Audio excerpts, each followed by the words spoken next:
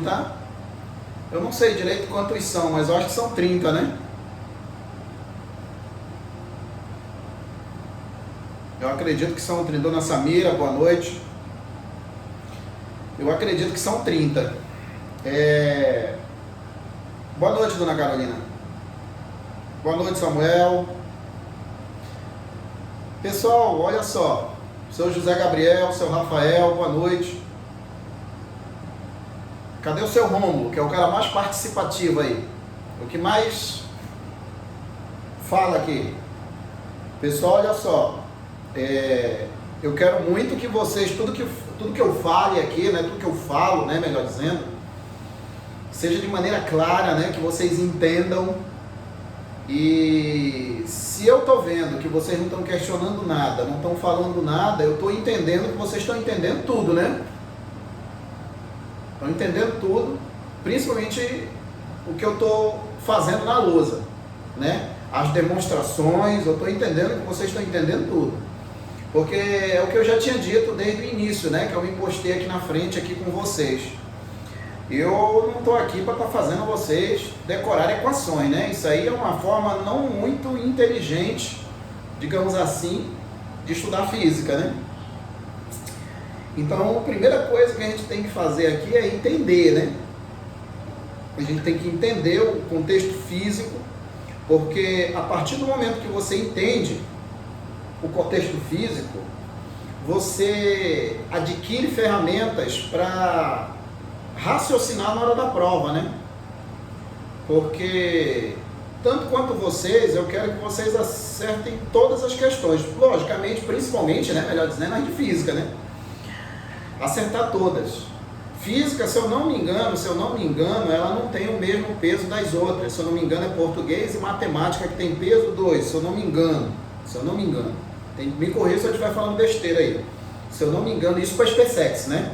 É lógico que tem gente aí que vai fazer prova para outro canto, né? Não sei se vocês vão fazer para especialista, não sei se vocês vão fazer para academia, né? Não sei, academia da Força Aérea. Não sei se vocês vão fazer essas provas, mas o foco nosso principal aqui é a SpaceX, mas a gente acaba varrendo todo o conteúdo do ensino médio, né? Então a ideia principal aqui é que vocês entendam. O assunto que a gente está aqui é movimento retilíneo uniformemente variado, né? E até onde eu me lembro, a gente obviamente passou por movimento retilíneo uniforme, onde a gente já sabe que o móvel percorre espaços iguais em intervalo de tempos iguais. E eu tenho, né, a função horária das posições, que é uma função de primeiro grau. Ela pode ser representada num gráfico, né, S por T, onde no eixo dos Y eu tenho o eixo das posições e no eixo dos X eu tenho o eixo dos tempos, né, dos instantes. Aí depois disso a gente passou também para o gráfico da velocidade, né, da velocidade em função do tempo, né, que como o movimento é retilíneo uniforme, a velocidade é constante, e a partir daí a gente já entende que o módulo, a direção e o sentido da velocidade não vai mudar, então o gráfico da velocidade é uma linha horizontal, né? Horizontal não, né? Paralela ao eixo dos tempos, né? O tempo está passando e a velocidade não está mudando, né? E também a gente viu a propriedade gráfica desse gráfico, né? Não somente no movimento retilíneo uniforme, como no uniformemente variado também, que serviu para a gente chegar na função horária das posições no movimento retilíneo uniformemente variado, que é aquela função de segundo grau.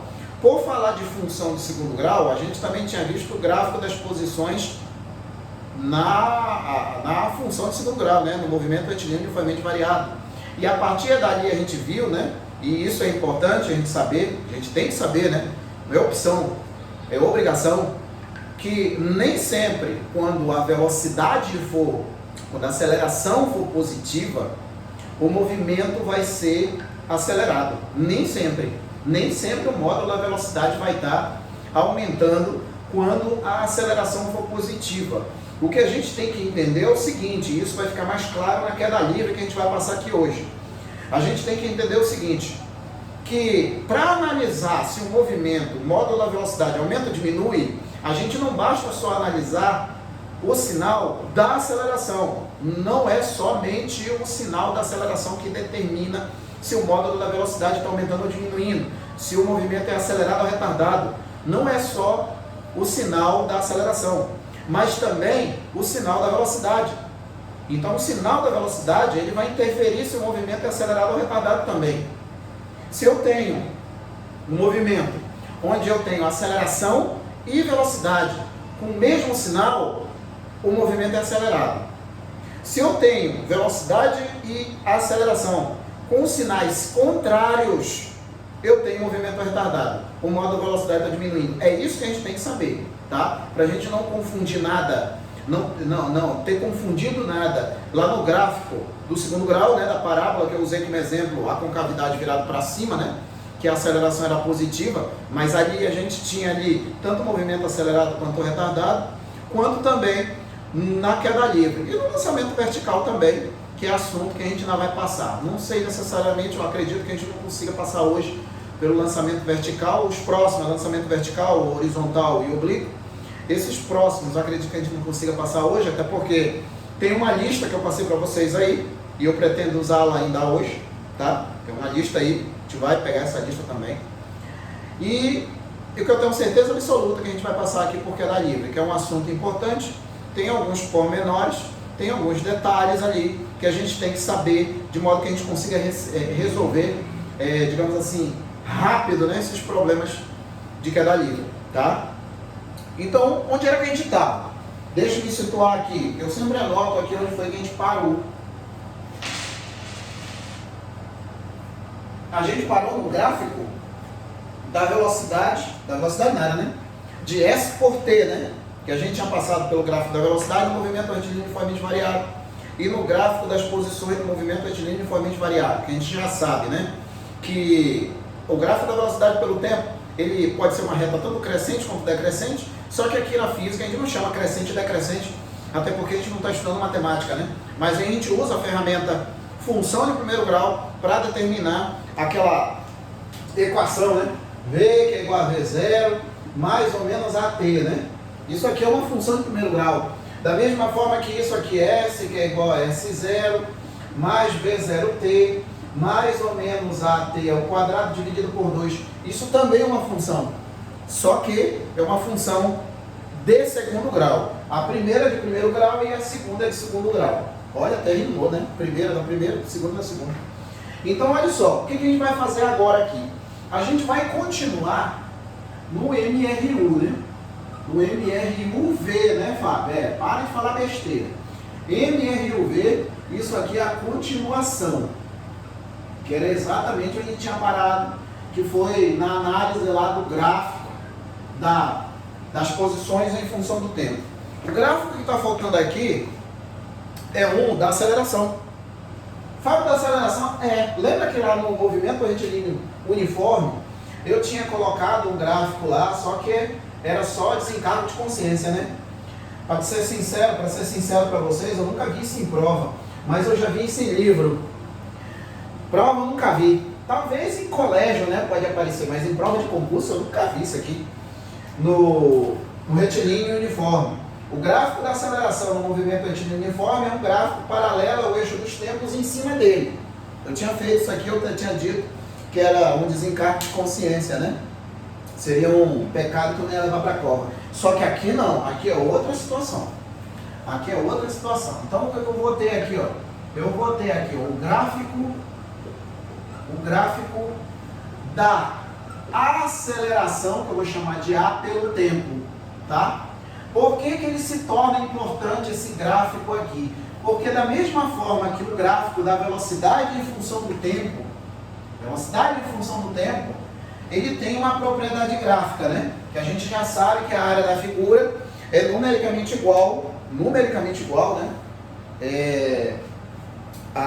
O ΔS, né? O espaço percorrido, né? E aqui eu também tenho uma propriedade gráfica. E essa propriedade gráfica eu tenho que saber. Eu vou ter que saber, porque quando me aparece uma questão com um gráfico, aceleração pelo tempo, em nenhum momento a questão te fala se tem propriedade ali. É você que tem que saber.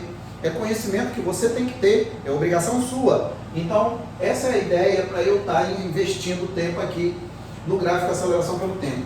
Então, o que me acontece? Quando eu tenho aqui, ó, um movimento acelerado, a gente já sabe, acelerado. Quando a gente diz que o movimento é acelerado, se referindo somente, né? Somente à aceleração, a gente sabe que a aceleração é positiva, né? E aí o que me acontece aqui? Se eu for representar isso aqui no gráfico, no eixo vertical, que vai ser o eixo das acelerações, e no eixo horizontal vai ser o eixo dos instantes, eixo dos t's, né? Aqui, como sempre, vai ser o zero, né? Qual é a característica do movimento retilíneo uniformemente variado? Só tem uma característica, e é exatamente essa característica que norteia tudo que a gente estuda aqui no movimento retilíneo uniformemente variado. Da mesma forma que, se a gente fizer um paralelo com o movimento retilíneo uniforme, lá só tem uma característica. Se você for pensar com calma, lá no movimento retilíneo uniforme só tem uma característica do movimento. O móvel percorre espaços iguais em intervalos de tempos iguais, ou seja, a velocidade é constante. A partir daí, se desenrola tudo, as funções tudo. E outra coisa, a ideia aqui com o movimento retilíneo uniformemente variado é a mesma. O que caracteriza o movimento retilíneo uniformemente variado? Aceleração constante, ponto. Só isso, Fábio, só. Porque o restante acaba se desenrolando por esse fato. A aceleração é constante. Então significa que nem o módulo, nem a direção, nem o sentido da aceleração também não vai mudar. Então, como essa aceleração aqui é positiva, eu tenho um gráfico que vai ser uma reta paralela ao eixo dos tempos. Olha, Fábio, esse gráfico aqui parece o da velocidade, né? Lá no movimento retilíneo uniforme. Parece. Só parece. E aqui eu tenho a aceleração que vai ser positiva porque ela está acima do eixo dos tempos, né? É isso aí. Agora, o que acontece? Olha só. Aqui eu tenho uma dita cuja chamada de propriedade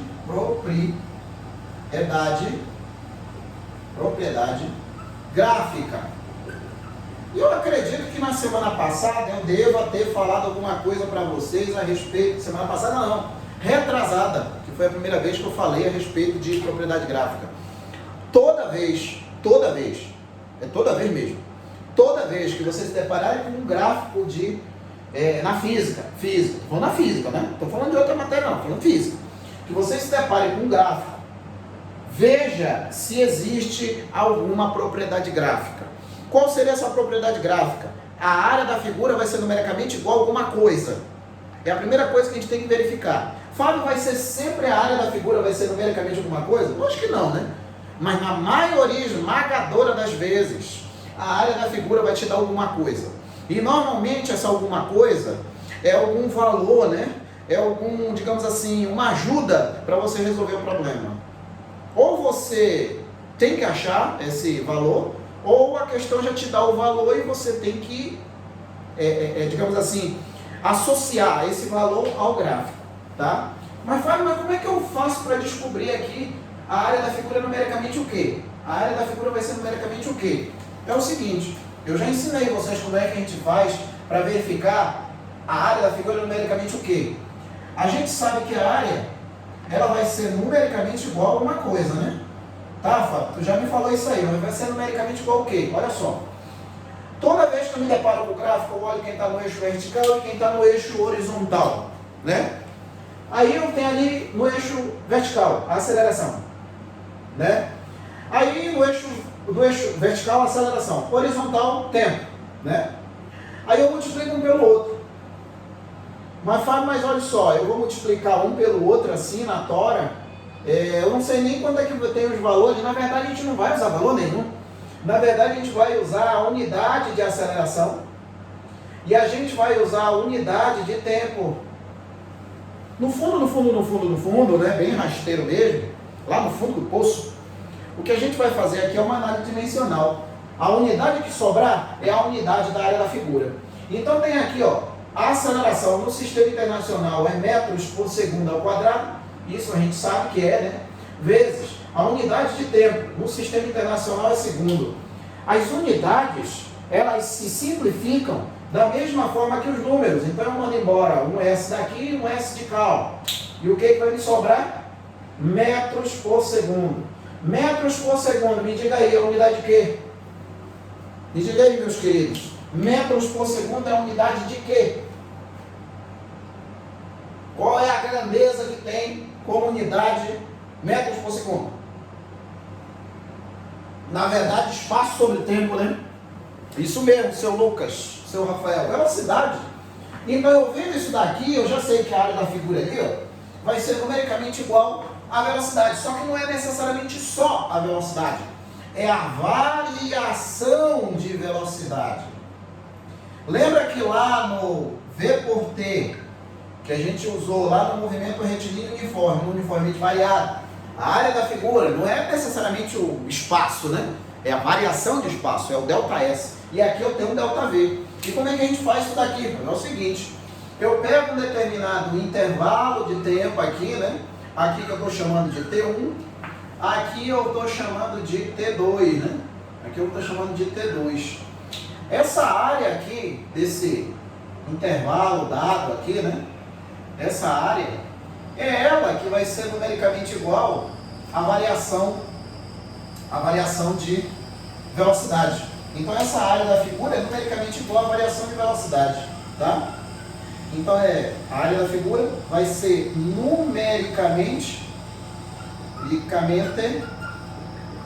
à variação de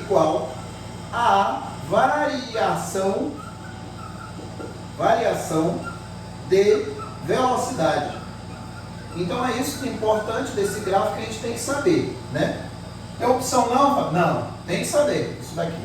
A área da figura é numericamente igual ao ΔV. E outra coisa, eu devo ter dito também que a aceleração tem 3 situações para aceleração. Ou eu tenho ela constante igual a zero, ou ele está no MRU ou ele está parado, né? Mas no nosso caso aqui dos movimentos ele está em MRU. Ou ele tem uma velocidade constante e diferente de zero, que no caso é MRUV, ou a aceleração está variando. Então tem 3 situações para aceleração. Para nós aqui no ensino médio, não tem esse caso que a aceleração varie, tá? Porque no caso aqui, ó, se essa aceleração variasse, significaria que ela estaria variando no decurso do tempo. E aí essas equações que a gente usa aqui, elas não seriam tão, digamos assim, úteis para resolver os problemas. Para ser sincero para vocês, questões com aceleração variável, é normal que o problema dê um gráfico e aí peça para tu identificar alguma coisa. Só que essa identificação não é de uma forma quantitativa, não é que tu tem que calcular alguma coisa, né, alguma coisa palpável com relação a números. Normalmente é uma coisa qualitativa, é só para tu afirmar alguma coisa ali, ou então vem algumas afirmações e tu tem que justificar se é certo ou errado, essas coisas, aquelas questões de VOF. Então é isso, tá? Porque quando é para fazer conta, o gráfico sempre é desse jeito. Agora aqui, quando o movimento é retardado, aqui é acelerado, né? Quando a velocidade, a aceleração for positiva. Quando ele for retardado, aqui ó, quando ele for retardado, ele sendo retardado, significa que a aceleração agora ela vai ser negativa. Fábio, tu me falou que tinha que analisar a velocidade. É verdade, tem que analisar a velocidade. Só que nesse caso aqui, eu estou levando em consideração somente o gráfico, tá? Porque independente se é acelerado, se a aceleração for positiva, se é retardado, se a aceleração for negativa, independente de qualquer coisa, a área da figura ela vai ser numericamente igual ao ΔV. Vai ser numericamente igual ao ΔV. A diferença é que o módulo da velocidade pode estar aumentando ou diminuindo, né? É por isso que é importante saber que essa área, ela me dá a variação de velocidade. Não é a velocidade instantânea. A velocidade instantânea é uma coisa. Você sai de uma velocidade instantânea e vem para outra. Então significa que teve uma variação, né?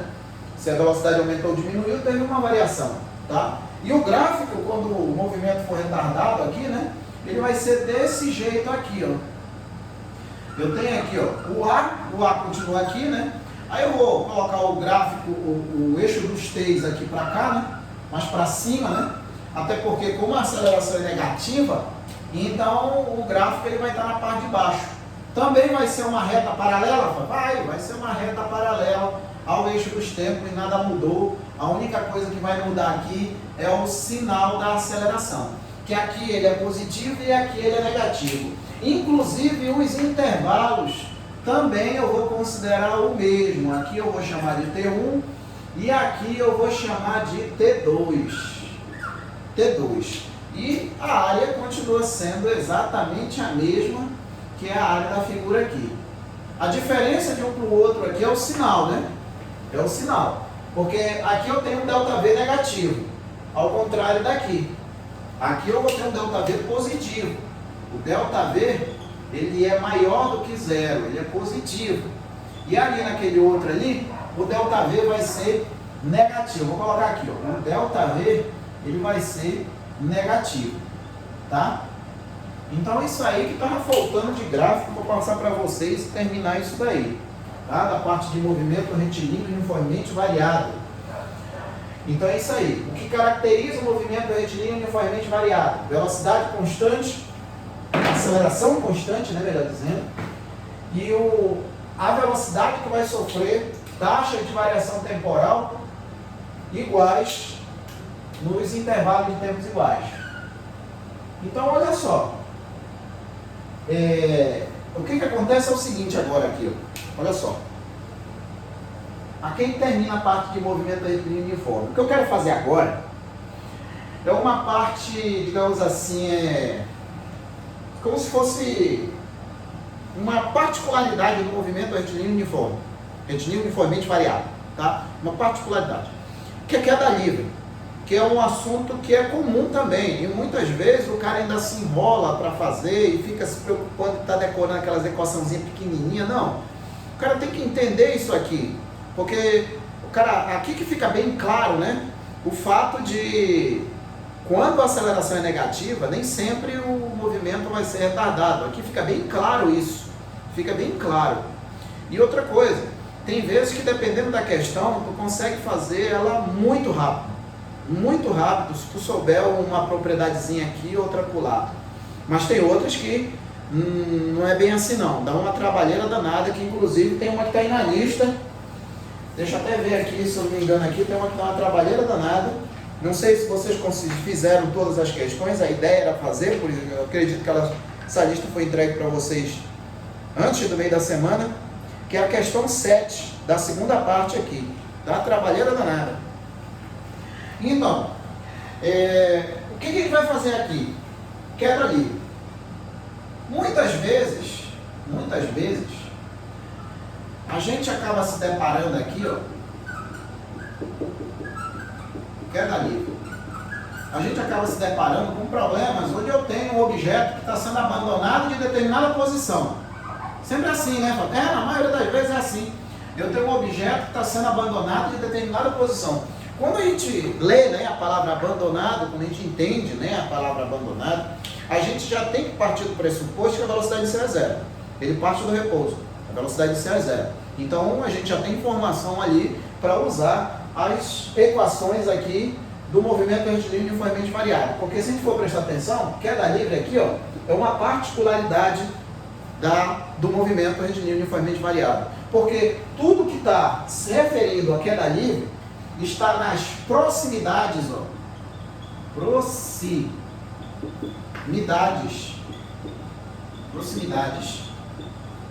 da superfície da Terra. Fábio, mas o que isso vai influenciar? Vai influenciar o seguinte, que a aceleração vai ser constante. Que aceleração, Fábio? O G? É o G. Mas o G não é constante, não? Não. O G ele não é constante. Para quem já estudou gravitação universal, o G é dado por isso aqui, ó. O G vai ser igual a constante gravitacional, a massa da Terra dividida aqui, ó, pelo raio da Terra ao quadrado. É dessa forma aqui que a gente acha o G, tá? Que fique bem claro. A gente vai considerar que o G é constante, da mesma forma que a gente sempre faz. Mas a gente tem que saber que esse G aqui, ó, ele não é constante. Ele vai depender da distância que ele está em relação ao centro da Terra. Então vai variar. Porque olha só, o G, a gente pode achar, né? Olha só, o G não é dado por isso aqui, ó. M vezes G, P igual a mg. Se vocês forem olhar isso aqui, ó, essa equação aqui, ela deriva da segunda lei de Newton, né, do princípio fundamental da dinâmica. Se a gente for olhar, até dimensionalmente, isso daqui bate. Força igual a massa vezes aceleração. Dimensionalmente, isso daqui, ó, é a segunda lei de Newton. Só que na segunda lei de Newton tem um porém. A força resultante é constante e a aceleração também é constante. Coisa que não vai acontecer aqui, ó. A gente só leva em consideração que o G é constante, a gente considera que o G é constante nas proximidades da Terra. Por isso que eu estou colocando aqui, ó, nas proximidades da Terra. Porque na verdade o G ele vem disso aqui, ó. Ele vem dessas letras aqui. Que letras são essas? Esse G aqui, ó, é a constante gravitacional, que vale 6,67 vezes 10 a menos 11 quilogramas,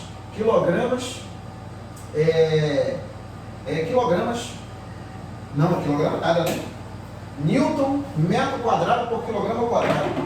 Newton vezes metro quadrado por quilogramas ao quadrado. Você vai olhar para a unidade aqui, ó. Newton vezes metro quadrado por quilograma ao quadrado. Isso daqui seria a unidade, seria o valor, né, da constante G. Esse M aqui, ó, é a massa da Terra, que é da ordem de 10 a 24. Se eu não me engano, 5,1, 5,2 vezes 10 a 24, uma coisa assim. E esse R é o raio da Terra, que é em média 6.300 quilômetros, né?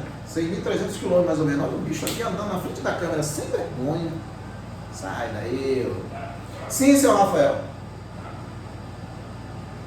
Sim, senhor. É o seguinte.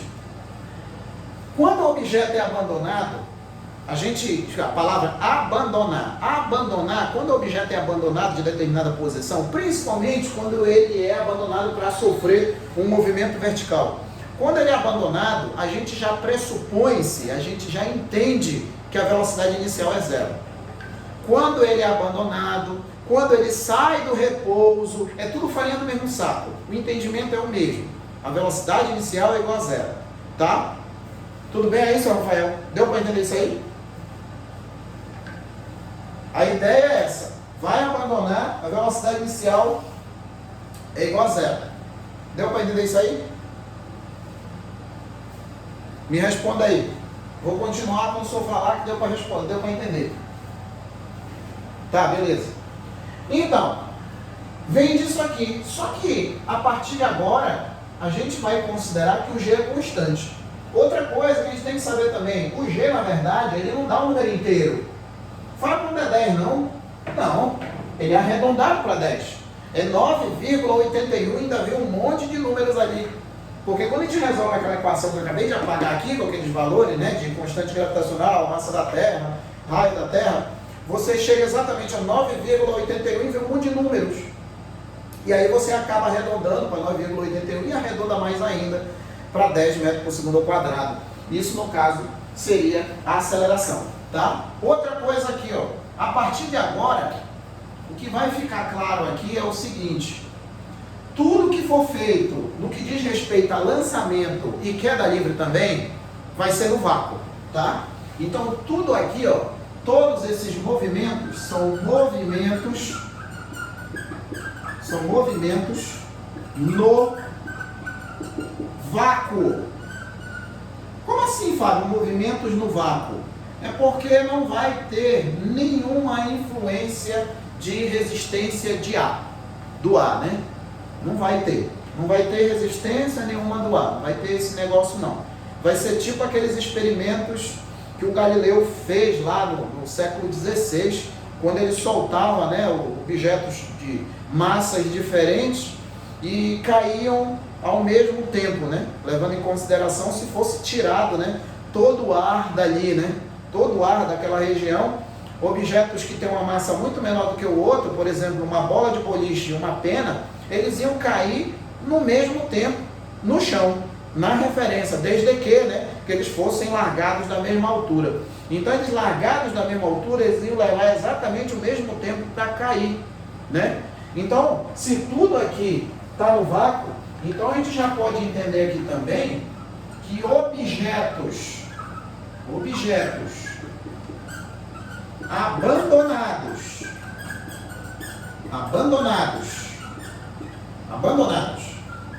da mesma altura,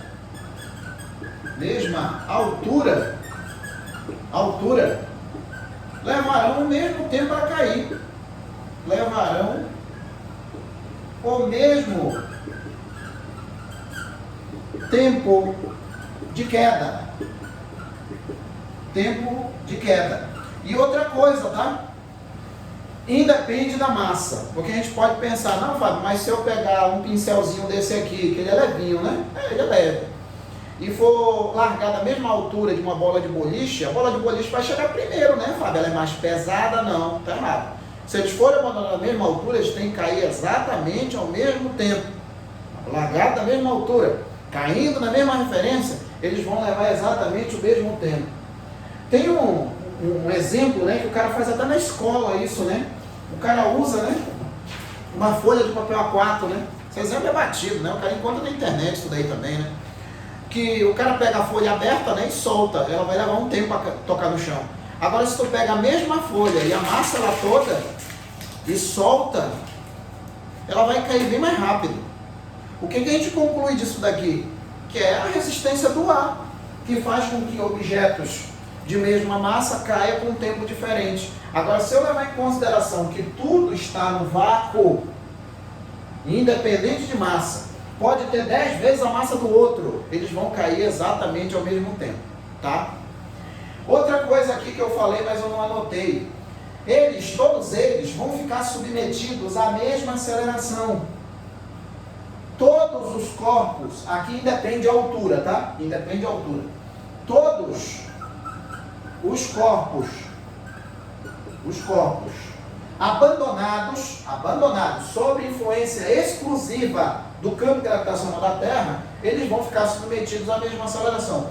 Então, todos os corpos em queda, independente de onde ela largar, independente, todos os corpos em queda ficarão submetidos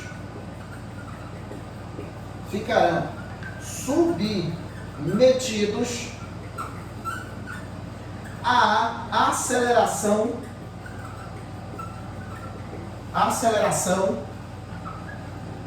da gravidade. Fábio, me diz aí, quem é essa aceleração da gravidade? É aquela, né? Mais manjada do que o Fábio falando antes de mais nada, boa noite, né? Então, olha só, a aceleração da gravidade é o G, né? É o Gzinho. Vou colocar aqui, vou separar aqui, tentar aproveitar esse espaço todo aqui. Vou dividir aqui. Essa aceleração é o G, né? É o G que, para nós aqui, ele vai ser dado por 10 metros por segundo ao quadrado. Na verdade, esse 10 metros por segundo ao quadrado, ele vai ser mais ou menos 10 metros por segundo ao quadrado. Por que, Fábio, esse mais 10 metros, mais ou menos 10 metros por segundo ao quadrado? É o seguinte, ó. É o seguinte. Daqui que a gente vai entender e não decorar, porque dependendo da trajetória, a gente diz que o G é positivo ou negativo. É o seguinte, ó. Esse G aqui, ó, ele é um vetor. O G é um vetor. Aceleração é uma grandeza vetorial. É um vetor. E esse vetor, ele sempre tem a mesma direção e o mesmo sentido. Sempre tem a mesma direção e o mesmo sentido. A direção e o sentido desse G, originalmente falando, é sempre radial. Deixa eu escrever por completo aqui. A direção e o sentido do G, a direção e o sentido do G é sempre, não vai mudar não, é sempre radial.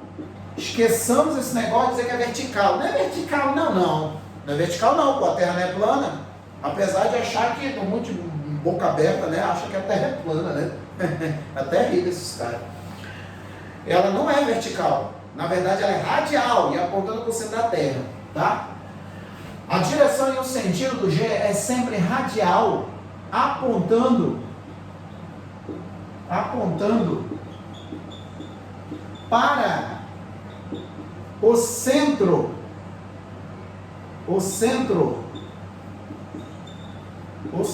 da Terra. Então, qual é a direção do vetor aceleração? Radial. Tem nada de vertical. No caso, no nosso contexto, a gente diz que é vertical, né? A grosso modo, a gente diz que é vertical. Mas ao pé da letra é radial, tá? Que é um segmento de reta que passa pelo centro da Terra. Então, a direção é aquela, por isso que a gente chama de radial. O sentido dela vai apontar para o centro da Terra. Ninguém vai ver o vetor aceleração da gravidade apontando para fora, divergindo, né, do centro da Terra. É sempre convergindo, é sempre indo em direção e sentido do centro da Terra, tá? Então é essa que é a ideia aqui do G. E a gente vai já ver que isso vai fazer com que a gente pare de estar decorando. Ah, mas como é que o G fica positivo? Como é que o G fica negativo? Não, é só entender isso aqui. Entendeu isso daqui? Acaba aquela doideira de ficar decorando e se enrolar todo, né? Ah, orientou para cima, é acelerado, para baixo é retardado. Não, negativo. Vai depender da análise que o cara está fazendo, tá? Então, olha só, como é que a gente determina o sinal desse G? Baseado nisso em azul que eu coloquei aqui. É o seguinte, ó, vou colocar assim. Vou colocar assim, ó, determinação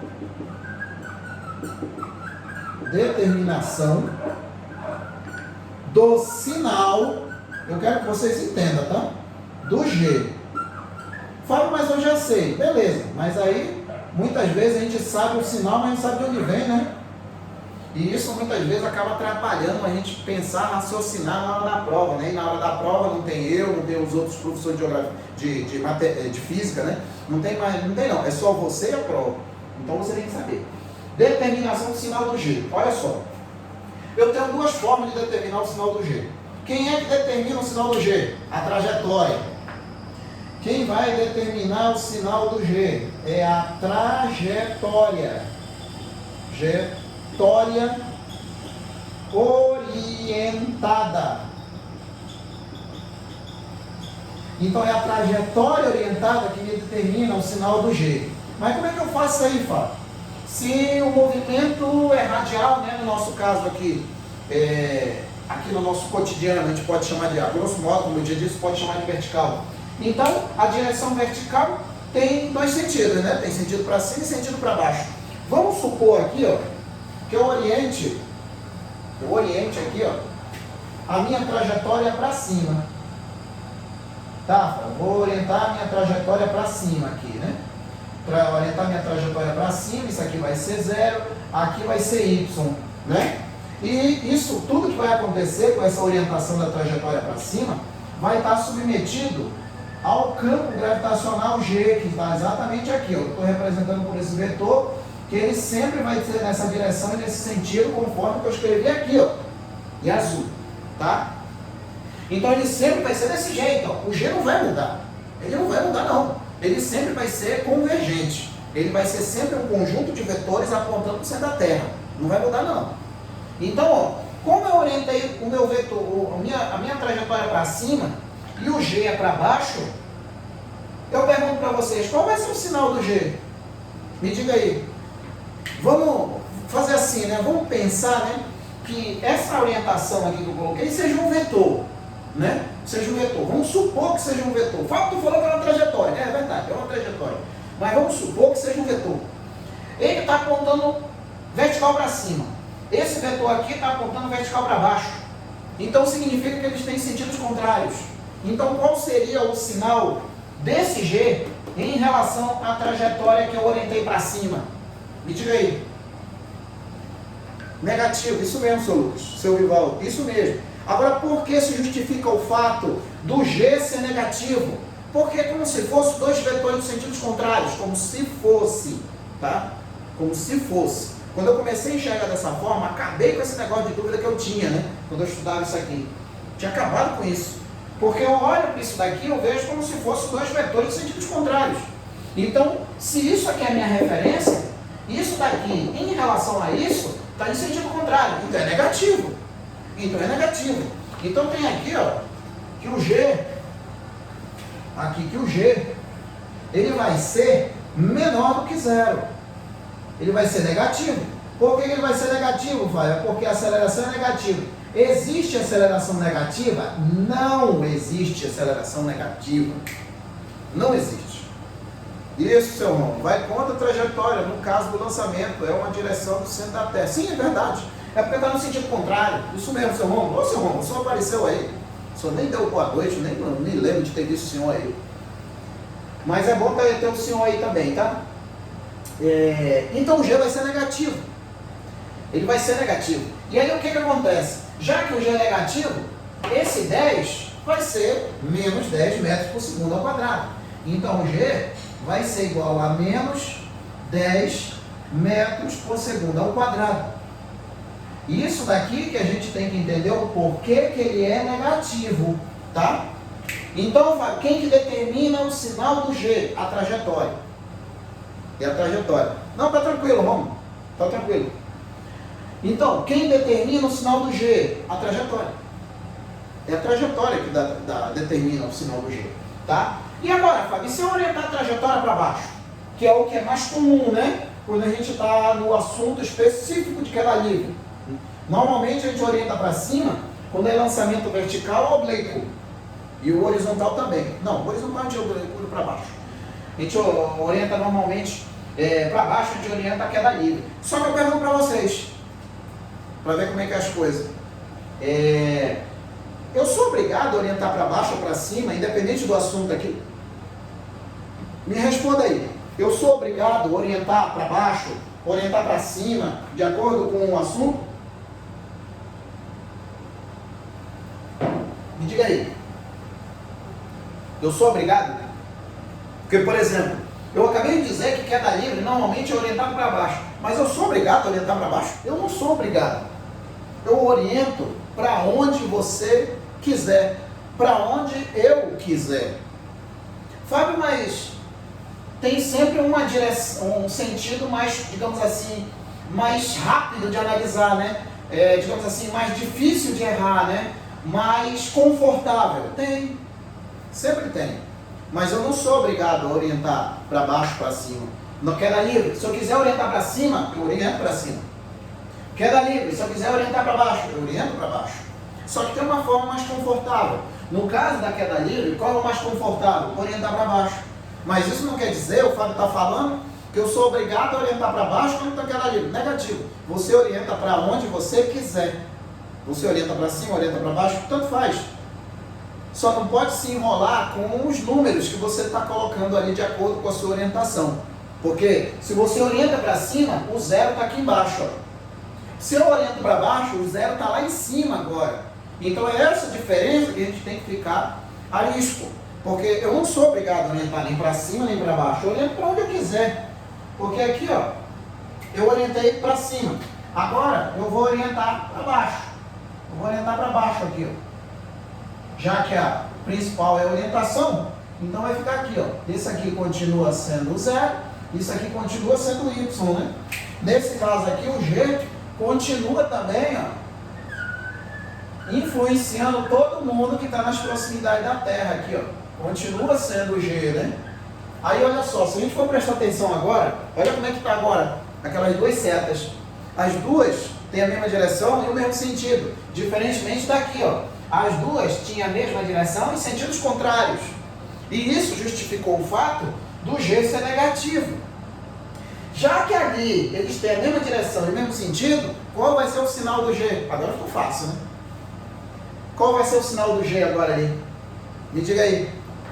Seu Vivaldo, seu Rômulo, seu Lucas. Isso mesmo, seu Lucas. Isso mesmo, agora vai ser positivo.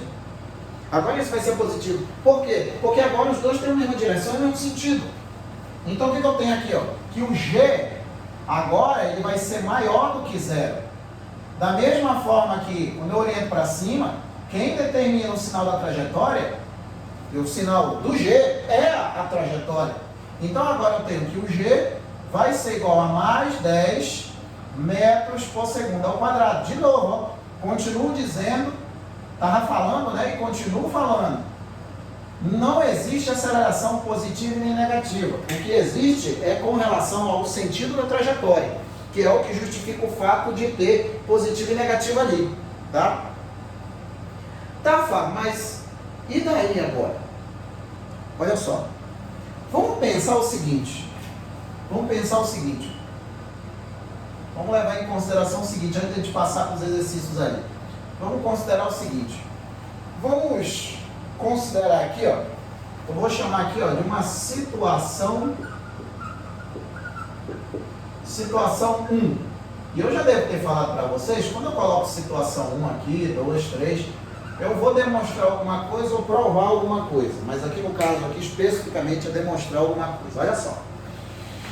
Fato, tá, eu já sei. Queda livre nas proximidades da superfície da Terra, o movimento vai ser no vácuo, objetos abandonados da mesma altura vão levar o mesmo tempo de queda, todos os corpos que ficarão submetidos à aceleração da gravidade, todos eles, né, vão ficar submetidos exclusivamente à aceleração de mais ou menos 10 metros por segundo ao quadrado, a direção e o sentido do G é sempre radial apontando para o centro da Terra.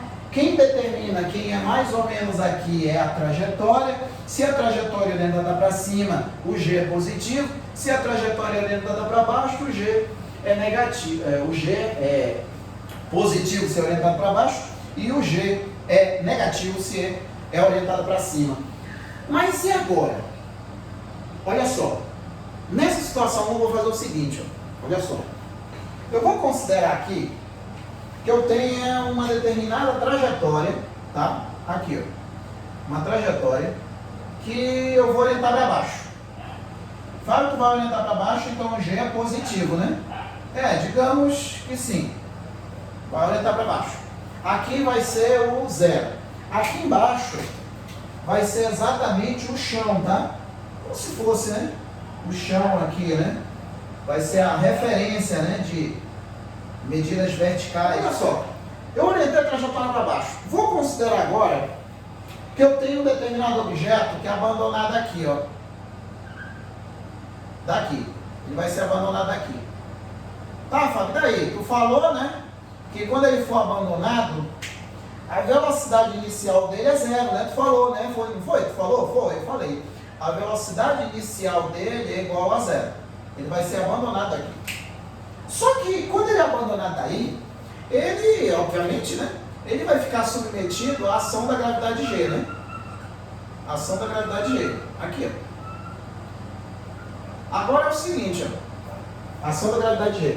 A gente já sabe que o G vale 10 metros por segundo ao quadrado. Qual seria a interpretação do 10 metros por segundo ao quadrado? Isso daqui. 10 metros por segundo ao quadrado. Porque, olha só, esse G é uma aceleração, né? Tu já falou, mas 50 vezes que é a aceleração. 51ª. Ela é uma aceleração. Esse 10 metros por segundo ao quadrado significa o seguinte, que a cada 1 segundo que passa, a velocidade ela vai sofrer uma variação de quanto? Me diga aí. Porque a aceleração, ela varia a velocidade, né?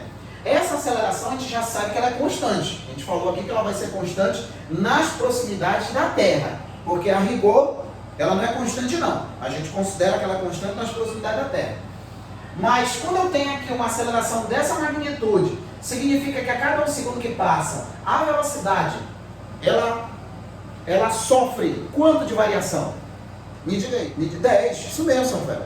10, seu Lucas. Isso mesmo. Mais 10. A cada 1 segundo que passa de queda, vou abandonar o cara daqui. Ele vai começar a cair. A cada 1 segundo que passa, ele vai variando de 10, 10, 10, 10, como se fosse uma progressão aritmética de razão 10, né? Vai ser sempre 10, 10, 10, 10, 10, né? A distância não, a distância já é outra coisa. Porque quanto mais ele cai, isso mesmo, seu Romo, quanto mais ele cai, o movimento de queda, ele é acelerado. Pode prestar atenção aqui, ó. Ele é acelerado. A gente vai falar mais nisso aqui também. Depois eu vou botar a trajetória aqui, orientar para cima, para baixo. A gente vai ver que não necessariamente o sinal de menos vai falar se é acelerado ou retardado. Não necessariamente, tá? Porque olha só, no movimento de queda aqui, ó, a velocidade está no sentido da trajetória. Pode prestar atenção. A velocidade está no sentido da trajetória. Eu orientei a trajetória para baixo. A velocidade está no sentido da trajetória. Como a velocidade está no sentido da trajetória, a velocidade é positiva. Como o G, a gente já sabe que é 10, porque a gente orientou para baixo, né? Aí o G vai ser positivo, então o movimento de queda é acelerado. Então significa que a cada 1 minuto que passa, A velocidade sofre de variação 10 metros por segundo, e a cada 1 segundo que passa, o móvel está percorrendo cada vez espaços maiores, tá? É isso que eu quero que vocês entendam. Eu estou fazendo questão de ir passo a passo aqui para chegar no que eu quero, que eu não vou empurrar o que eu quero chegar aqui goela abaixo de vocês não, eu quero que vocês entendam. Então, repetindo, a aceleração é 10 metros por segundo quadrado. Isso significa que a cada 1 segundo que passa, a velocidade está sofrendo 10 metros por segundo de variação. E a cada 1 segundo que passa, o espaço está cada vez maior. Porque a cada 1 segundo que passa, a velocidade está maior. Então, se eu tenho um móvel mais rápido, no mesmo intervalo de tempo, ele percorre um espaço maior. É isso que eu quero que entenda aqui, tá? Não quero decore nada aqui. Decorar aqui, eu ensino meu filho ali de 11 anos ali. Vocês já estão muito grandinhos para estar querendo decorar alguma coisa aqui, tá? Então, vamos pensar assim, ó. Esse camarada vai ser abandonado, né? Tá, vai ser abandonado. Aí vamos supor que ele percorreu uma determinada distância aqui, ó. Aqui ele já está caindo, tá? Aqui ele já está caindo. Ele percorreu uma determinada distância, já está caindo aqui, ó. Aqui, ó, está caindo. Ele percorreu uma determinada distância. Distância essa que eu vou chamar aqui, ó, de delta S1. Delta S1, espaço qualquer, tá? Chama de delta S1, podia chamar de X1, de D1, podia chamar o que for. Vou chamar de delta S1, tá? A gente já sabe que esse intervalo de tempo aqui é 1 segundo. 1 segundo. Se esse intervalo aqui é de 1 segundo, quanto é que vale a velocidade nessa posição aqui? Me diga aí, seu nome. Quanto é que vale a velocidade instantânea? Exatamente aqui, passado 1 segundo. Isso mesmo, vai ser 10. Então tem aqui, ó, que a velocidade V1, que eu vou chamar aqui, vai ser 10 metros por segundo. A velocidade aqui. Quando ele andar mais 1 segundo aqui, ó, aqui, ó, que é um comprimento maior, né? Coloca aqui, ó, que é um comprimento maior. É o mesmo material, tá? Ele está caindo aqui. Aqui ele já está com outra velocidade. Aqui ele está mais rápido. Lógico que ele aqui mais rápido, ele não percorreu o delta S1. Ele percorreu um comprimento diferente, obviamente maior. Esse comprimento aqui, ó, eu vou chamar de delta S2. Delta S2. Qual é que vale a velocidade aqui? Nessa terceira posição dele aqui. Quanto é que vale a velocidade aqui? Na terceira posição. Aqui, ó. Quanto é que vale? Agora. Na terceira posição agora.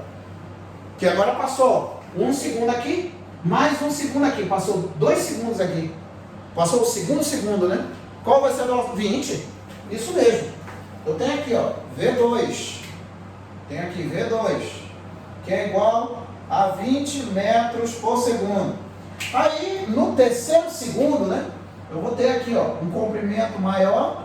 Aí eu vou exagerar aqui no tamanho aqui, né? Vou exagerar aqui no tamanho.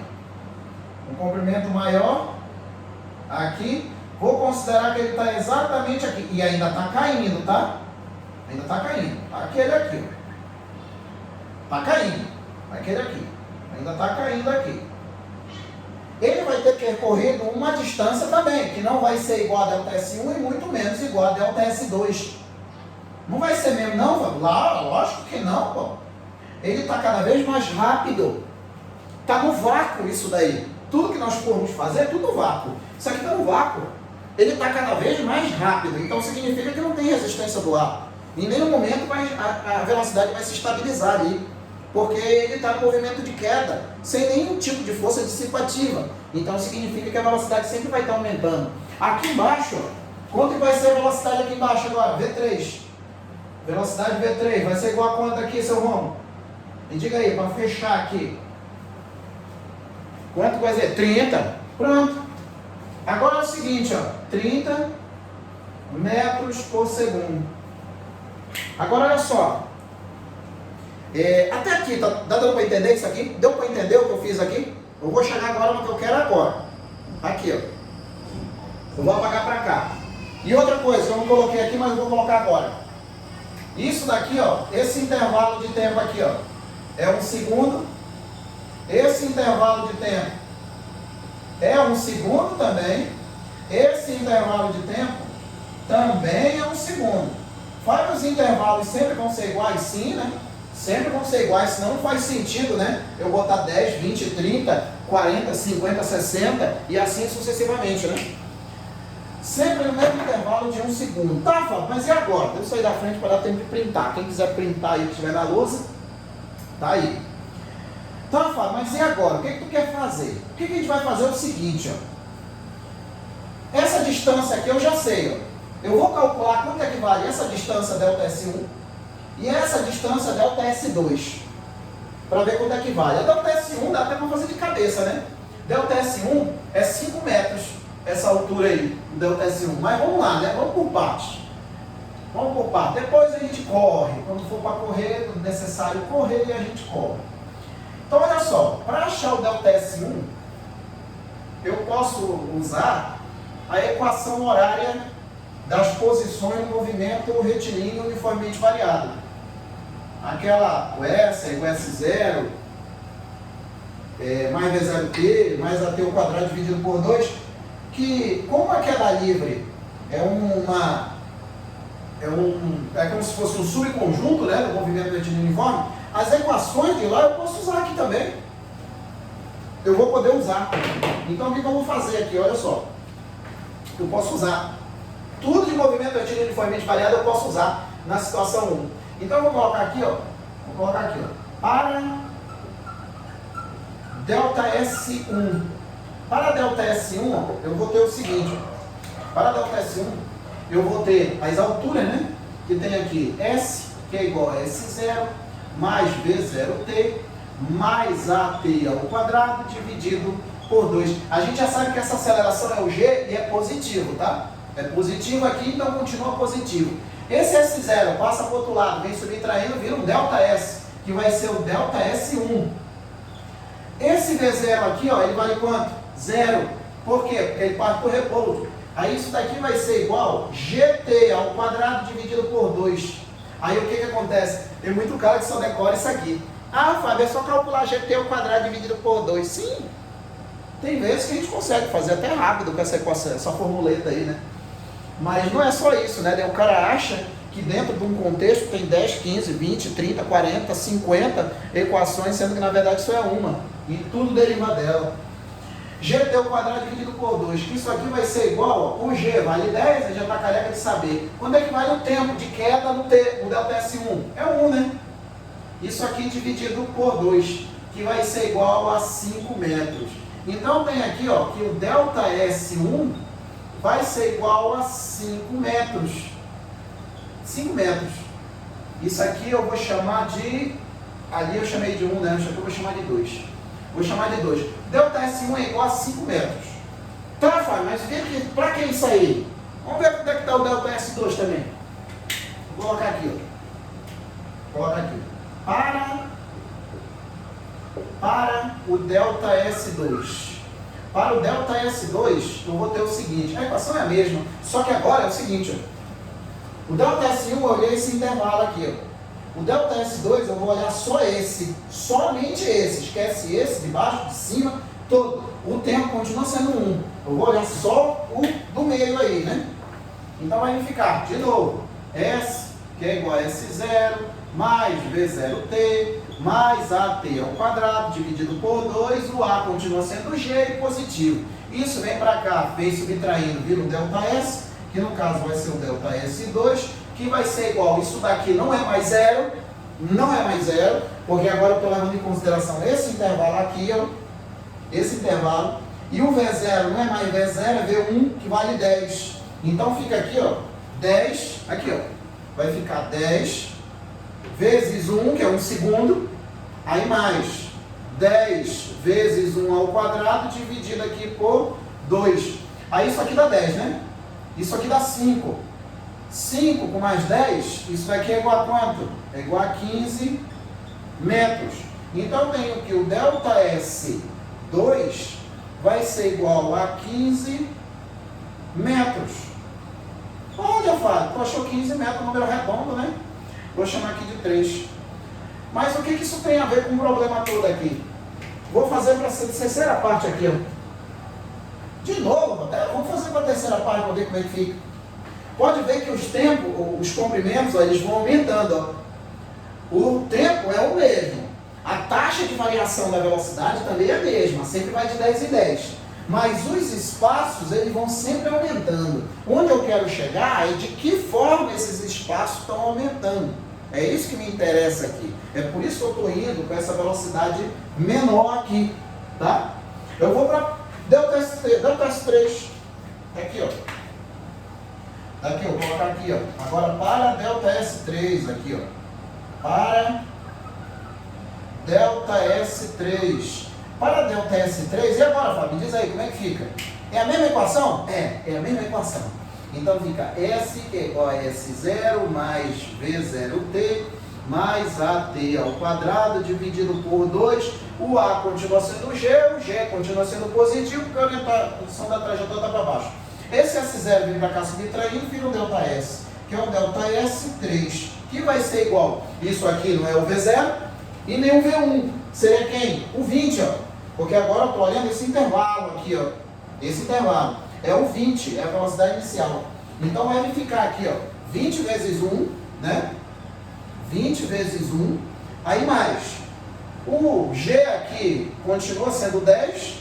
Então fica 10 vezes 1 ao quadrado, que vai dar 1 dividido por 2. Isso daqui, ó, vai dar 5, né? 5. Não é isso? Com mais 20 é igual a 25 metros. Pode prestar atenção, porque as distâncias sempre estão aumentando. Então, qual é a moral da história disso aqui, Fábio? ΔS3 vai ser igual a 25 metros. E eu não vou passar a noite toda calculando distanciazinhas, né? Porque senão a gente vai perder muito tempo aqui. E eu acredito que já dá para tirar uma noção de sequência que está aqui, ó.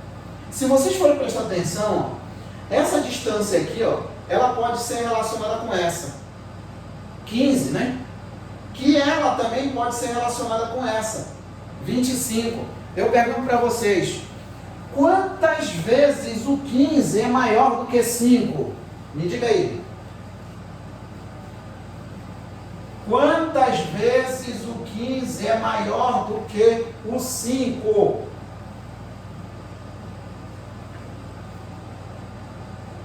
Diga aí. 3 vezes. Isso. Agora me diga aí, quantas vezes o 25 é maior do que o 5? Quantas vezes? 5. Isso mesmo. Agora vamos pensar assim, ó. Se eu tivesse um quarto intervalo aqui embaixo, né, que não tem mais espaço, né? Se eu tivesse um quarto intervalo, qual seria a distância agora? Eu tenho uma distância, 2 distâncias, 3 distâncias, qual seria a quarta distância? Isso, seu rival. Isso mesmo. Eu acho que muitos de vocês já devem ter entendido onde eu quero chegar, né? Na verdade, nem precisava eu estar fazendo essas continhas aí. Não precisava não, Fábio? Não. Caramba, então tu fez eu perder um tempo. Não, negativo, não estou dando aula só para um aí. A gente está dando aula para um monte, né? Tem gente que não sabe, tem gente que sabe, tem gente que não lembra, mas mesmo assim, né, eu não posso partir do pressuposto que vocês saibam, né? Eu não posso fazer isso. Se eu for partir do pressuposto que vocês sabem, eu só vou dar o gabarito para vocês, né? E não é assim, né? Então, ó, isso daqui, acaba virando uma sequência, isso daqui. Porque, na verdade, ó, se eu for colocar assim, eu vou colocar assim, ó. Então, ó, se eu for generalizar tudo aqui, ó, se eu tenho determinada trajetória que é orientada para baixo e o objeto vai percorrer espaços aqui, ó, vou exagerar aqui, ó, aí o objeto vai ser abandonado daqui, ó. Sempre funciona isso, ó, sempre vai funcionar. Aqui a velocidade inicial é igual a 0. Aí esse objeto vai cair num determinado tempo aqui, que a gente considerou ali que é um segundo, né? Ele está caindo aqui, ele vai percorrer uma determinada distância, aí depois ele vai percorrer uma distância maior, né? Bem maior, fala? Não necessariamente bem maior, né? Mas maior, ele vai cair, uma distância maior, aqui. Aí daqui ele vai cair mais ainda até lá embaixo, uma distância maior, aqui, ó.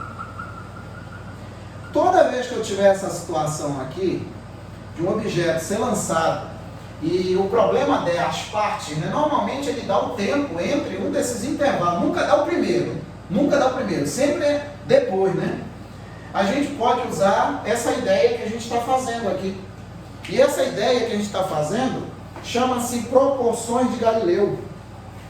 Na verdade, quem notou que os objetos que são largados no vácuo, sob influência exclusiva da aceleração da gravidade, caem dessa forma em relação às distâncias, foi o Galileu Galilei. Por isso que muitas vezes no livro é chamado de proporções de Galileu ou lei de Galileu. Tem vários termos aí que são usados, mas todos eles relacionados ao próprio Galileu, tá? Todos eles relacionados ao próprio Galileu. Porque o que acontece é o seguinte, se ele estiver aqui submetido exclusivamente à ação da gravidade, a gente consegue prever todas essas distâncias aqui. Todas elas, todas elas. Isso daqui, ó, vai ser uma distância D. Isso daqui, ó, vai ser uma distância 3D. Isso daqui, ó, vai ser uma distância 5D e assim sucessivamente. Pode prestar atenção. A primeira distância a gente achou 5. A segunda a gente achou 3 vezes maior. Está aqui, ó. A primeira a gente achou uma distância. A segunda, 3 vezes maior. A terceira, 5 vezes maior. A quarta, 7 vezes maior. Por isso que o seu Vivaldo colocou aí de maneira certa 35. 7 vezes maior. E assim sucessivamente. Isso daqui, ó, é chamado aqui, né, de proporções de Galileu. Proporções de Galileu. Quando o objeto é abandonado sob efeito exclusivo da gravidade, vou colocar aqui, ó. Quando o corpo é abandonado sob influência exclusiva da gravidade, sob influência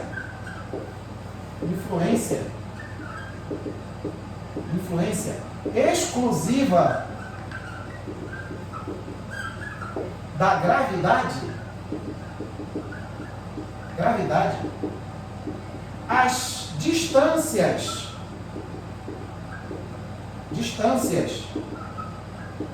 variam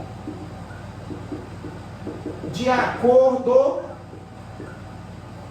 dos números ímpares.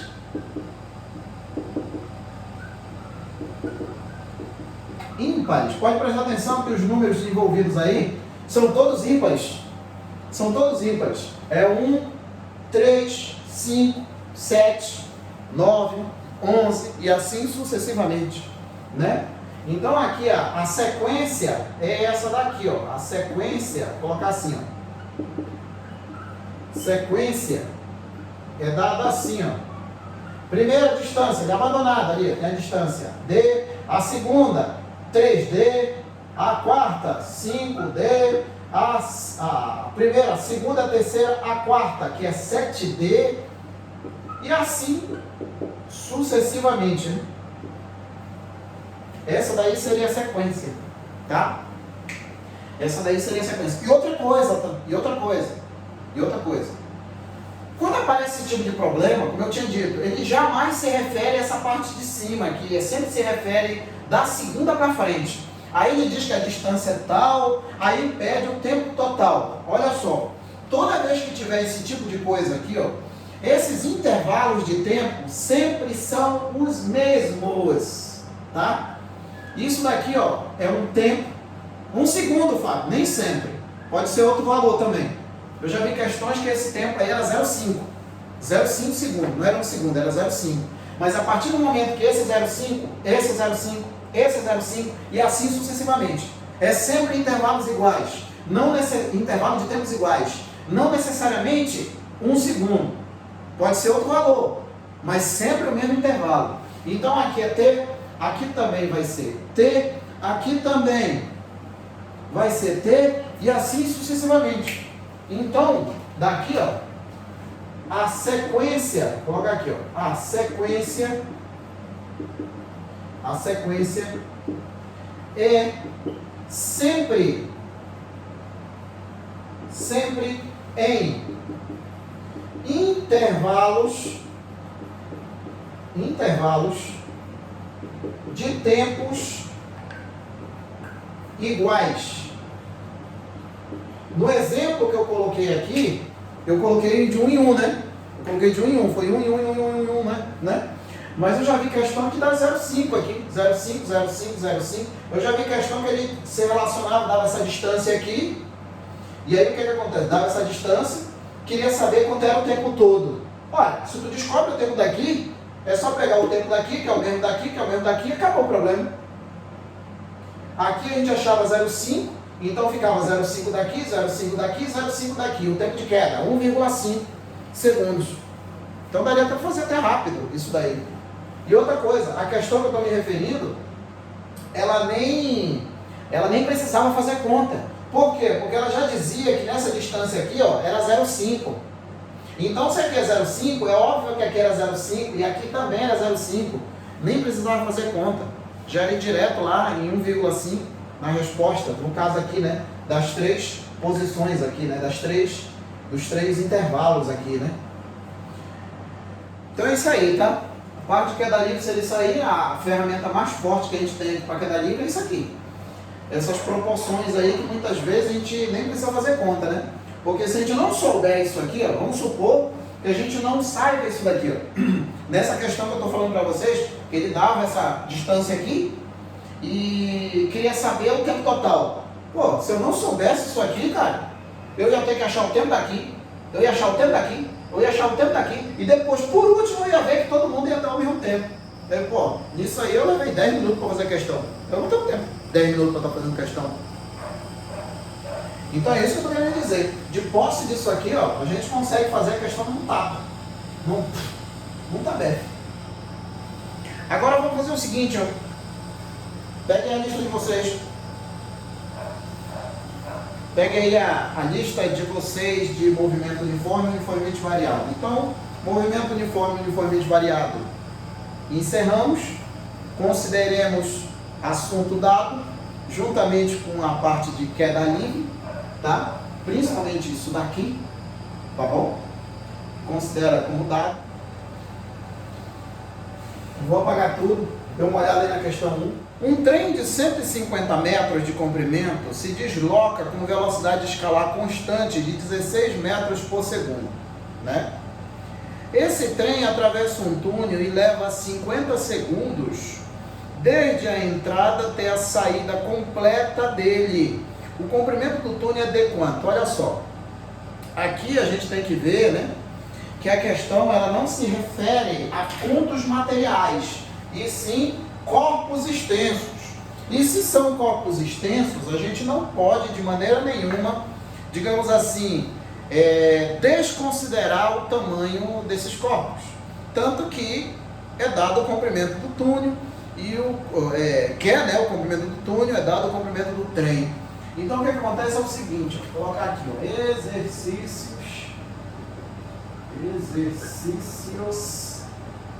e daqui eu tenho aqui o exercício 1, né? Vamos lá, exercício 1. Aí aqui eu tenho a trajetória e se possível, tá? Se possível não, tá? Não vou falar assim não, eu vou falar que tem que fazer. Faça sempre um esboço. Fábio, mas se eu souber de cabeça, não fique brincando com a sorte. Faça sempre um esboço, que esse esboço muitas vezes faz com que as ideias sejam mais claras na tua cabeça, né? Aqui eu vou ter o seguinte, eu vou ter aqui, ó, o túnel. Eu vou ter aqui o túnel. O túnel aqui, né? E aí o que acontece? Esse túnel aqui, ele vai ter uma determinada distância essa que eu vou chamar de D. D grande, tá? O comprimento dele, né? O comprimento dele. O trem, eu vou considerar que ele está vindo da esquerda para a direita. Como assim, Fábio? Da esquerda para a direita? Da esquerda para a direita. O túnel está parado. Ninguém vê o túnel se movendo por aí, né? A pessoa, o túnel se movendo por aí, o túnel mal assombrado. O túnel está parado. Ele está parado em relação à Terra. Quem está se movendo em relação à Terra é o trem. A travessia vai começar quando a parte da frente do trem se alinhar, né? Isso aqui é o trem, né? Isso aqui é o trem. Quando a parte da frente do trem se alinhar aqui, ó, com a traseira do túnel. Essa linha azul aqui, ó, que eu estou colocando. Quando essas duas partes se alinharem, né? A travessia começa. Então aqui o trem, né? Ele está se movendo da esquerda para a direita. Fala se teu trem é feião, hein? É o que eu falei para vocês, isso aqui é um esboço. Tu não precisa ser um artista, nem um desenhista, né? Para saber desenhar. Vamos já ver, dona Samira, guarde aí. Aqui é um esboço, é o que eu estou falando para vocês. E qualquer professor de física vai falar isso para vocês. Faça um esboço. Faça um esboço que você sempre vai ter as ideias abertas na sua cabeça. Tá? Então a travessia começa quando a frente do trem se alinha com a parte traseira do túnel. Aí essa parte da frente vai começar a passar, né? Só que quando essa parte dianteira do trem se alinhar com a parte da frente, o trem ainda vai estar todo dentro. Ou seja, a travessia não vai ter terminado. E aí, Fábio? E aí que vai ser o seguinte, isso daqui seria o início, né? Que eu estou chamando de 1. Aí a 2 vai ser isso aqui, né? Vai ser a mesma situação aqui, só que agora o trem já atravessou. E a travessia termina quando a parte traseira do trem se alinha com a parte da frente do túnel. Então tá aqui o túnel aqui, ó. Esse daqui é o bendito túnel. Tá aqui o bichão aqui, ó. Tá aqui o túnel. Daqui continua sendo túnel. Tudo diminuiu, Fábio? Não, mais ou menos, né? Bota aqui, tá aqui o túnel. Aí tá aqui, ó. E aqui está o túnel. Aí nisso, essa parte da frente do trem já passou, ela já está aqui na frente, ó. Tá aqui, ó, a parte da frente do trem, ó. Aí o que acontece? A parte traseira dele se alinha com a parte dianteira do trem. A parte traseira do trem se alinha com a parte traseira do túnel, melhor dizendo. Isso aqui é o trem, ó. Já é o trem. Ele já passou. Isso daqui é o 2. Ele já passou. Então o que acontece? Olha só. Essa linha azul que eu estou colocando é exatamente o momento que a travessia termina. Ou seja, quando a parte de trás do trem se alinha com a parte de trás do túnel. A travessia inicia quando a parte da frente do trem se alinha com a parte da frente do túnel. Aí essa parte da frente vai começar a se mover para a direita. Quando essa parte da frente do trem se alinhar com a parte traseira do túnel, o trem ainda vai estar todo dentro. Então não vai ter terminado. Então ele tem que sair totalmente. Quando ele sair totalmente, vai ser quando a parte traseira do trem se alinhar com a parte traseira do túnel. E com isso, ó, eu vou ter duas distâncias agora. Eu tenho a distância pequena, que é a distância do trem, que eu estou chamando de D, né?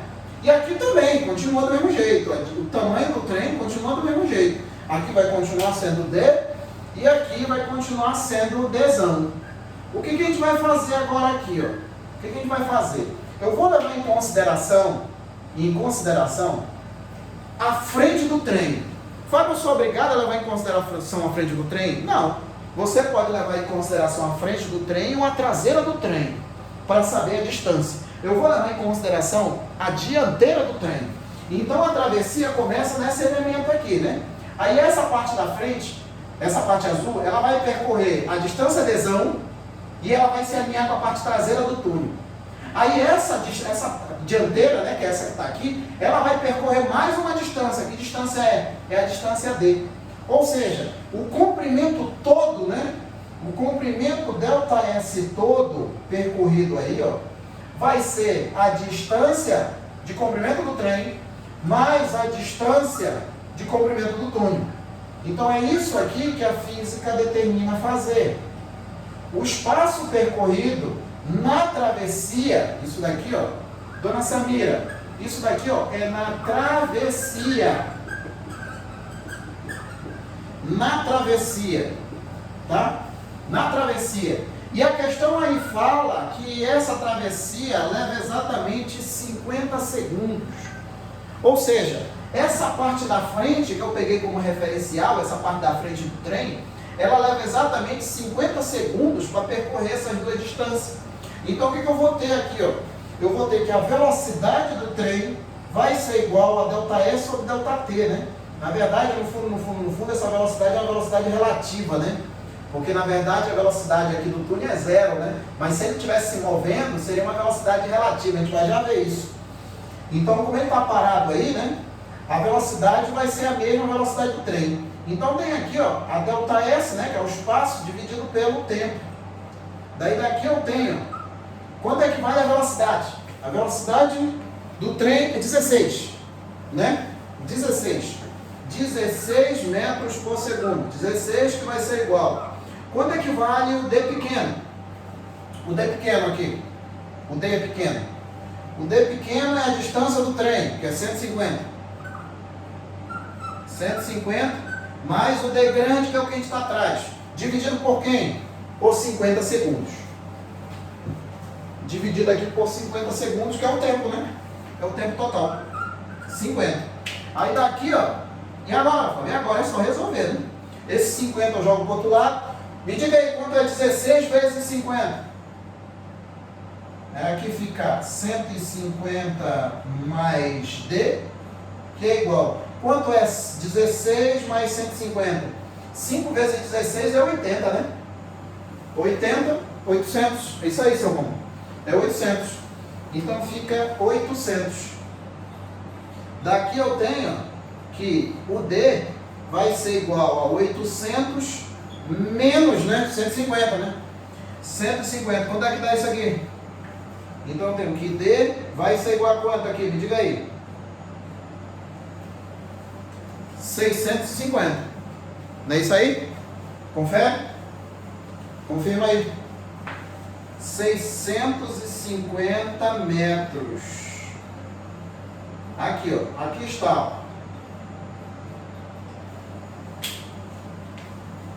Deu para entender, dona Samira? Deu, né? É porque é o seguinte, a gente tem que pegar todos esses problemas de ultrapassagem, quando a questão da o comprimento desses corpos, significa que a gente não pode desprezá-los. Porque muitas vezes a questão diz que é para a gente considerar como pontos materiais, né? Quando a gente considera que são pontos materiais, aí beleza, eu não preciso estar me preocupando com essas diferenças, né, de dianteira, traseira, não preciso me preocupar com isso. Normalmente, quando é problema de ultrapassagem e envolve trem, túnel, ou então tem um determinado trem que está com uma velocidade para a direita, para a esquerda de vocês, e eu tenho outro trem com uma velocidade maior que está indo na perseguição dele, eu posso muito bem fazer isso aí, mas só que aí agora eu vou ter uma velocidade relativa. E essa velocidade relativa vai ser essa. Que isso aqui também não deixa de ser velocidade relativa. A diferença é que o trem, o túnel, né, melhor dizendo, ele tem velocidade zero em relação ao chão. Mas não deixa de ser uma velocidade relativa, né? Isso daí dá na letra uma coisa aí, né? Na letra B, né? Isso, na letra B, isso aí. Agora, dê uma olhada aí, ó, na questão 4. Que agora é onde o ponto material, agora vão ser considerados pontos. Dê uma olhada aí na 4. Na 4. Dê uma olhada na 4 aí. 4, vou colocar aqui, 4. A 4 também, ela é uma tradicional, da mesma forma que essa também é tradicional. Dona Samira e os demais colegas aí, esse tipo de questão é manjado, tá? Manjado assim. A gente consegue notar que a resolução é desse jeito. Sempre vai ser desse jeito. A resolução sempre é desse jeito. Da mesma forma que essa 4 que eu vou fazer agora. A resolução sempre do mesmo jeito. Tá? Vamos ver aqui, ó. A 4 está dizendo o seguinte, ó. Continuar aqui, tá? Qualquer coisa vocês me acionam aí no perguntador aqui, que eu vejo aqui, tá bem do lado. Eu coloco bem do lado aqui o chat, vocês falando alguma coisa. Então vamos lá, ó. 4. Duas bolas de dimensões desprezíveis, olha só, dona Samira, está dizendo aqui de dimensões desprezíveis, diferentemente daqui, ó. Diferentemente daqui. Aqui, como foi dado os comprimentos, eu não posso desprezar. Então, não são pontos materiais, são corpos extensos. E corpos extensos eu não posso desprezar as dimensões dele. Aqui, como ele está dizendo que é ponto material, eu não vou me preocupar. Eu não quero saber se isso tem tantos metros de comprimento, tantos de lado. Não vou me preocupar com isso. Duas bolas de dimensões desprezíveis se aproximam uma da outra, executando movimentos retilíneos e uniformes. Veja a figura, né? Sabendo-se que as bolas possuem velocidade de 2 metros por segundo e 3 metros por segundo, e que, no instante t igual a zero, a distância entre elas é de 15 metros, podemos afirmar que o instante da colisão é, olha só, esse aqui é o típico problema de encontro de móveis, é o típico problema, porque o que dá aqui é o seguinte, a gente só tem que ter cuidado de orientar a trajetória e levar em consideração qual é a posição inicial para cada um dos dois, porque no instante igual a zero, o que é posição inicial para um não vai ser a mesma posição inicial para o outro, porque eles não estão na mesma posição inicial. Na verdade, depois de um tempo, que eles vão ocupar a mesma posição. É daí que vem a ideia do encontro, tá? Então aqui o que tem é o seguinte, eu vou considerar aqui, ó, que eu tenho uma trajetória orientada para a direita. Posso orientar para a esquerda? Pode, você orienta para onde você quiser. Eu estou colocando aqui do jeito tradicional, né? Orientado para a direita. Pronto, assim, orientado para a direita. Aqui, ó, orientado para a direita. Aí aqui eu vou dizer que aqui, ó, é o zero, né? É o zero. Nessa posição aqui, quem é que vai estar? Esse palpite aí que está no lado esquerdo. Aqui, ó. Tá aqui ele está na posição zero aqui, ó. Está na posição zero. Vou considerar que ele está na posição zero, que é o que está vindo da esquerda para a direita. Está aqui, ó, uma velocidade de 2 metros por segundo. Está aqui, ó. Velocidade, vou chamar de V1, né, que é igual a 2 metros por segundo. E ele está se movendo da esquerda para a direita. Aqui, ó. Da esquerda para a direita. Aí, ele está se movendo da esquerda para a direita. O outro, ele vai estar nessa posição aqui, ó. Nessa posição. E ele está se movendo, pode prestar atenção que ele está se movendo com uma velocidade de 3 metros por segundo. Mas se a gente for prestar atenção aqui, ó, no momento que você orienta a trajetória, orientou a trajetória, acabou. Você vai com ela até o final. Não tem como mudar no meio do caminho, não. Você orientou para a direita, então vai para o final vai para a direita até o final. Então esse daqui também está se movendo da esquerda para a direita aqui, ó. Então tem uma velocidade V2 que vai ser igual a 3 metros por segundo. Pronto. E agora? E agora é o seguinte, qual é a posição inicial do móvel que está com a velocidade de 3 metros por segundo? A posição inicial dele é fácil. Aqui eu considerei que é zero, né? Aí ele diz aqui que a distância entre os dois é 15. Então essa posição aqui, ó, é 15. Isso daqui eu vou chamar de x, né, que é dado em metros, né, o comprimento de tudo aí, né? A posição inicial do outro aí é 15, né? Aí o que acontece? Está dizendo aqui que os dois se executam movimento retilíneo uniforme. Então, basta fazer a equação para um, basta fazer a equação para outro, pronto, acabou o problema. Porque aí, olha só, eu vou colocar aqui, ó, para o móvel 1, vou colocar aqui, ó, para o móvel 1.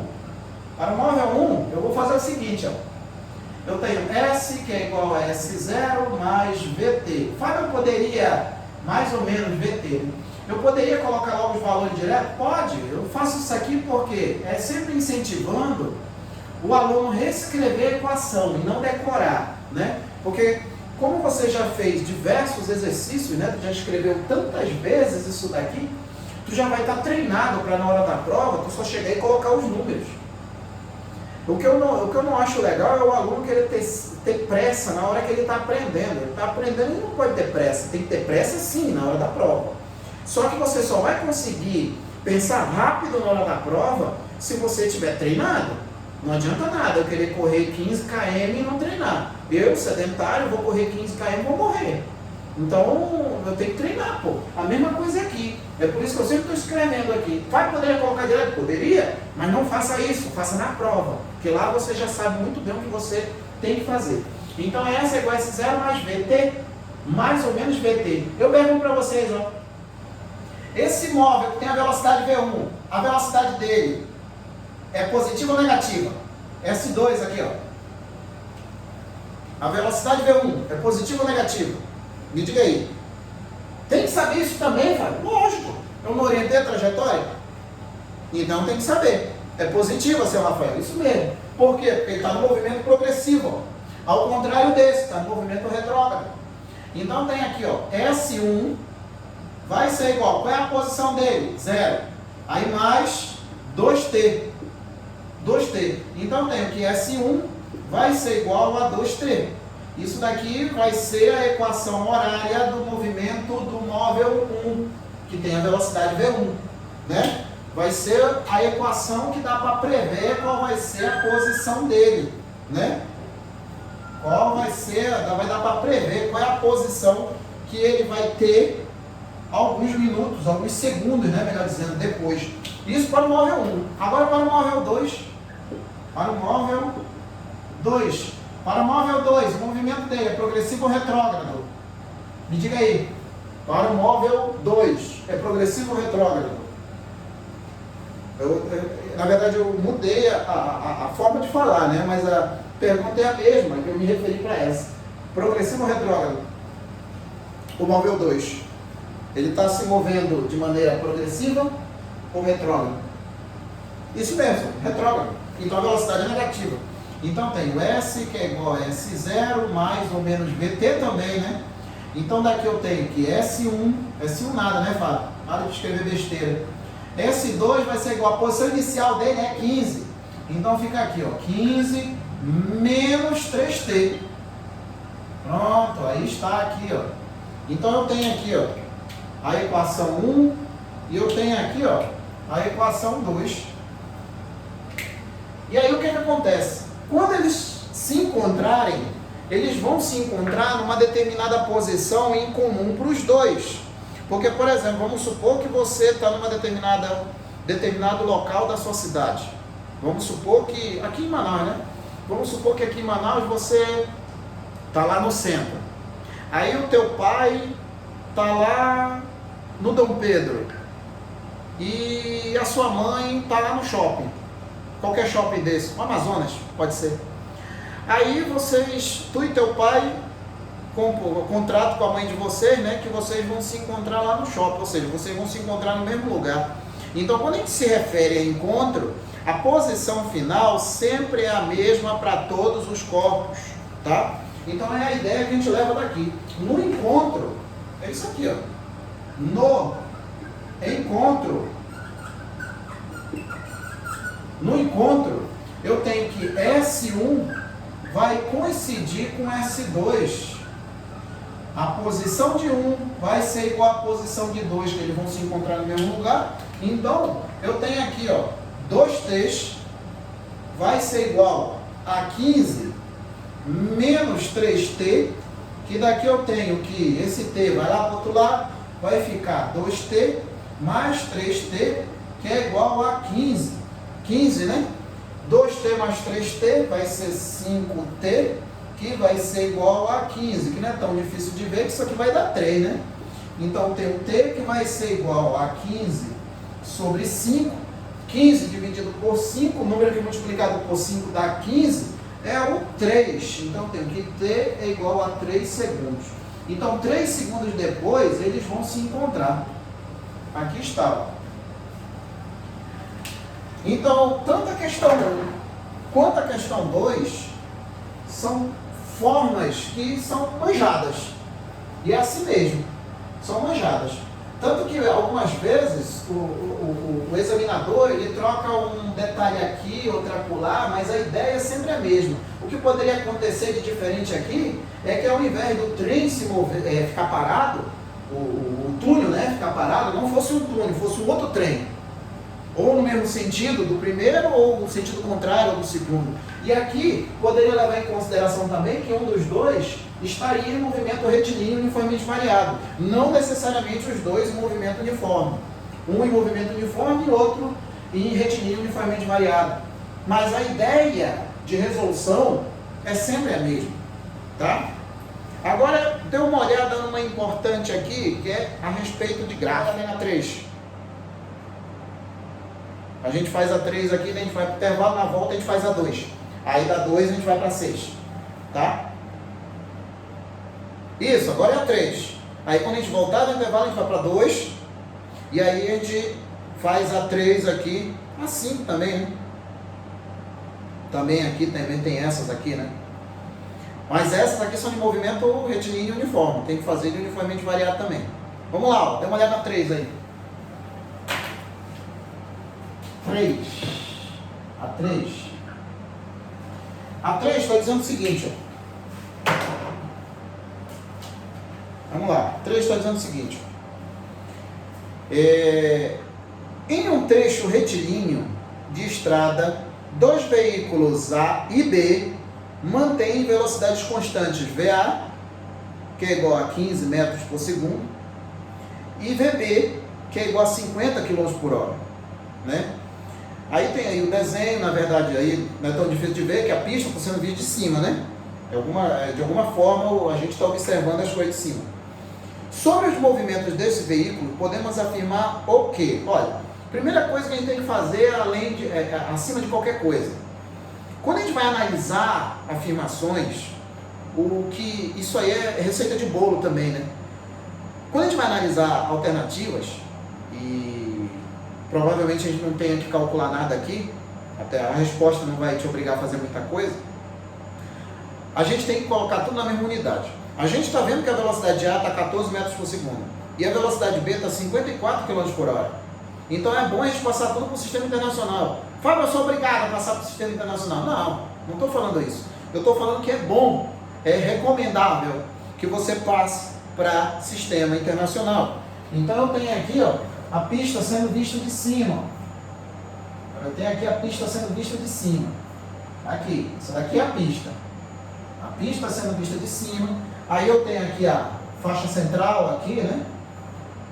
Aí o que eu tenho aqui é um carro B que está aqui na frente. Todos eles estão se movendo, né, da esquerda para a direita. Está aqui, ó, se movendo para a esquerda, para a direita. Esse daqui é o B que está com uma velocidade VB, né? E esse daqui de trás, que é o A, que está com uma velocidade VA, né? Pelo sentido, né, dos vetores aí, a gente já está notando aí que o movimento é horizontal para a direita, né? VA, né? Aí aqui eu tenho que o VA vai ser igual a 14 metros por segundo. Isso aqui é a velocidade do A. Quanto é que vale a velocidade B? Velocidade B é 50 km por hora. Só que o que eu tenho que fazer para transformar 50 de km por hora para metros por segundo? Qual é a conta que eu tenho que fazer? Me diga aí. Passar para km por hora para metros por segundo. Multiplicar, tem que dividir. Isso mesmo, seu. Isso, dividir por 3,6. Eu nem me lembro se eu mostrei para vocês de onde vem esse 3,6. Esse 3,6 ele não aparece tirado da cartola não, tá? Um caminho para a gente entender mais ou menos de onde vem esse 3,6, mas se eu não me engano eu dei isso aí, mas foi bem no início mesmo. Não estou bem lembrado não. Esse 3,6 é porque dentro de uma hora tem 3.600 segundos. Aí daí, arrumando lá, fazendo as contas, né? Dá exatamente 3,6. É a conversão, né? De km por hora para metros por segundo. Então aqui eu tenho km por hora, para transformar para metro por segundo eu tenho que dividir por 3,6. Dá quanto? 54 dividido para 3,6. Dá quanto isso aí? Me diga aí, seu Ron. Quanto é que dá a velocidade equivalente a 54 km por hora? Já tem que dividir por 3,6, realmente dá 15 metros por segundo, isso mesmo. E aí eu vejo aqui, né, que o 15 metros por segundo, o 15 ele é maior do que o 14, né? Desde quando eu me entendo por gente, desde quando eu me entendo, desde quando eu tive contato com os números, eu já sei que 14 sempre é menor do que 15. Então, na mesma unidade. Então, vamos ver as respostas aqui. Ambos apresentam a mesma velocidade escalar. Não, né? Um está com 14, outro está com 15. B. Mantidas essas velocidades, A não conseguirá ultrapassar B. Tá certo isso, né? Faz sentido isso daí? Faz, né? Porque se o cara de trás ele está com uma velocidade maior em relação ao da frente, esse de trás ele nunca vai alcançar o da frente. ele tem que ter uma velocidade maior. Ou pelo menos igual, né? Para pelo menos mudar ali, né? Para ele alcançar, não tem jeito, tem que ser maior. Mas não é, ele é menor. Então aqui é a resposta da letra B. Na letra C está dizendo A está mais rápido que B. A está mais rápido que B, negativo. A está mais lento do que B. D. A cada 1 segundo que passa, A fica 2 metros mais distante que B. Na verdade, é 1 metro mais distante do que B. Porque, por causa das variações de distância aí. Depois de 40 segundos, A terá ultrapassado B. Não vai ultrapassar porque a velocidade de A é menor. Então, qual seria a resposta aí?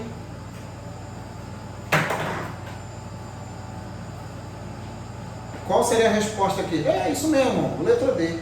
Letra D nada, né? Para de falar bobagem. Letra B, B de bom. Isso mesmo. Então é isso aí, pessoal. Olha só. No meu relógio aqui, 20 horas e 11 minutos. 20 horas, 12 minutos. 20 horas e 22 minutos eu volto, tá? Vamos lá tomar uma água. Esticar as pernas, no caso de vocês. No meu caso, dobrar as pernas, né? No caso de vocês, esticar as pernas. E tomar uma água aí, daqui a pouco eu volto, tá bom? Daqui a pouco eu volto aí.